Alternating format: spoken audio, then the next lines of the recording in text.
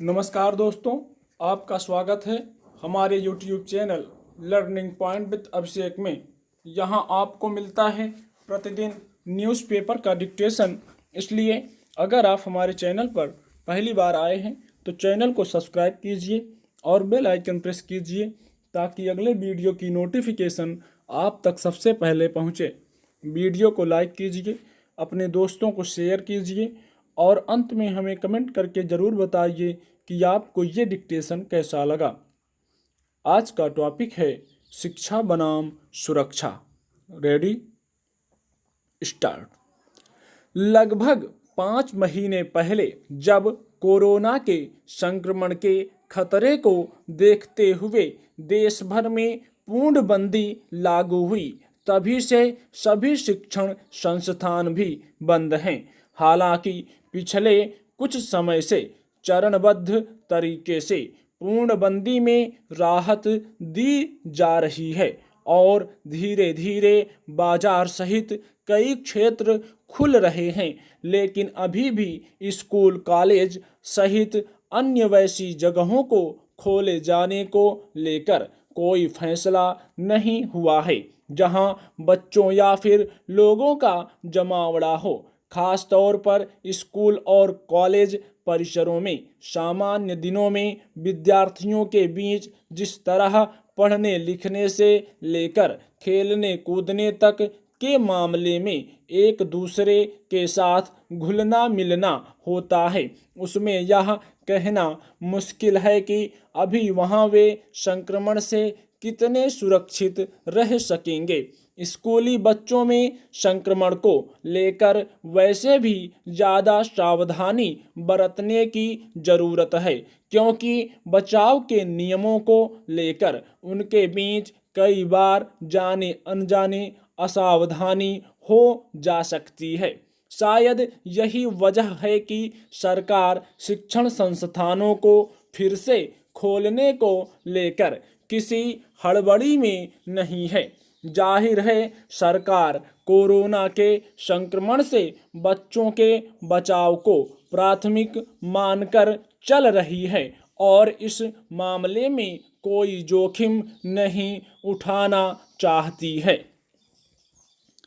दरअसल इतने लंबे समय से बंद पड़े स्कूल और सीमित स्तर पर चल रहे ऑनलाइन शिक्षण के बीच यह सवाल लोगों के बीच चर्चा का विषय बन रहा है कि आखिर यह सब कब तक चलेगा। इसमें कोई संदेह नहीं, महामारी के चलते शिक्षा क्षेत्र को बेहद नुकसान पहुंचा है और समूची पढ़ाई लिखाई की प्रक्रिया बुरी तरह बाधित हुई है। आम लोगों के बीच इस मसले पर काफ़ी ऊहापोह है कि स्कूलों को अभी खोलना कितना सुरक्षित होगा, लेकिन सोमवार को आई खबरों में कहा गया है कि स्कूलों को फिर से खोलने के लिए फिलहाल कोई समय सीमा तय नहीं की गई है या इस मसले पर कोई स्पष्टता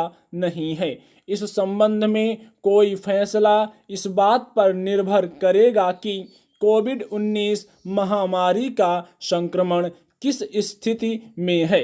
इसके बावजूद शिक्षा मंत्रालय के अधिकारियों ने सोमवार को एक संसदीय अस्थायी समिति को बताया कि कॉलेजों और उच्च शिक्षण संस्थानों के लिए वर्तमान शैक्षणिक वर्ष शून्य वर्ष यानी 0 ईयर नहीं होगा और सत्र के आखिर में परीक्षाएं आयोजित हो सकती हैं। इससे यह संकेत भी मिलता है कि सरकार अपने दायरे में शिक्षण संस्थानों को खोलने या फिर अन्य विकल्पों पर विचार कर रही है, लेकिन महामारी के खतरे से निपटना उसकी प्राथमिक चिंता है। निश्चित रूप से स्कूल कॉलेजों को बंद होने की अवधि का लंबा खींचना किसी के लिए भी चिंता का विषय होगा, लेकिन कोरोना के संक्रमण की स्थिति आज भी जिस हालत में है, संक्रमितों की तादाद चिंताजनक है। इसमें इस बीमारी से बच्चों की सुरक्षा को लेकर कोई जोखिम नहीं लिया जाना चाहिए। यह भी ध्यान रखने की जरूरत है कि महामारी से बचाव के दौर में नियमित स्कूलों और कक्षाओं का विकल्प जिस तरह ऑनलाइन शिक्षण में खोजा जा रहा है, वह संसाधनों और सुविधाओं के मद्देनजर देश की एक बड़ी आबादी के लिए शायद प्रतिकूल साबित हो।